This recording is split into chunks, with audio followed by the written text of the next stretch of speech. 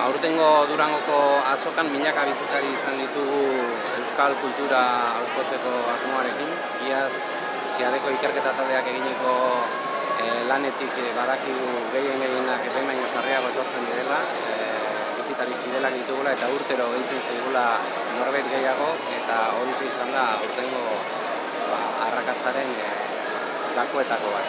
Gainera aipatzekoa da, 55 urtetik beherakoak direla bisitarien ehuneko 78, hau da, herena 55 urtetik beherakoak dira, eta horrek esan nahi du gazteentzako ere badela azoka hau, gazteak ere etorri egiten direla, eta adin eta guztietarako azoka bat daukagula momentu.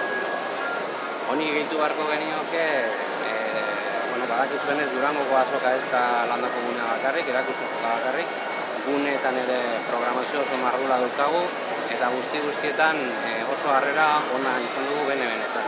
Gainera urten, gune berri ireki ditugu, eta horiek ere harrera ona izan dute, eta esan dezakegu urten kulturaren jaialdi deitu diogu Durangoko azokari, gure buruari horrelaxe deitzea erabaki dugu, eta urten finkatuta gelditu da Durangoko azoka kulturaren jaialdi bat. Eta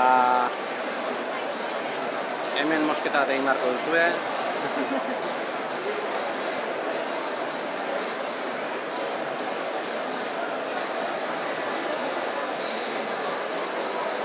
Eta gaineratu nahiko nuke, iaz 2024an Ziadeko egindako ikerketaren arabera, baieztatu dezakegula Durangoko azokak euskal kultura sustatzen duela, euskotzen duela, ikusgarri egiten duela, ez Durangoko azokako 4-5 egunetan bakarrik, baize hurrengo aste eta hilabetetan ere bai.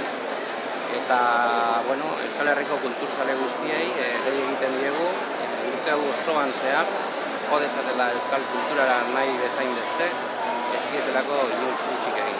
Eta eskatu nahi ditugu, etorri diren bisitari guztiak.